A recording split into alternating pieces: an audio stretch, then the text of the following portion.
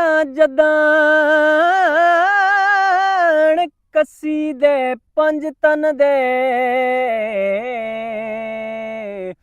ਤਹਰੀਰ ਪਿਆਰੀ ਲੱਗਦੀ ਏ ਉਹ ਢਈ ਜਿਹੜੇ ਸਦਕੇ ਪਾਕਾਂ ਦੇ ਤੌਕੀਰ ਪਿਆਰੀ ਲੱਗਦੀ ਏ ਤੇ ਜਿਵੇਂ ਜੰਗ ਚ ਕੈਸਰ ਗਾਜ਼ੀ ਨੂੰ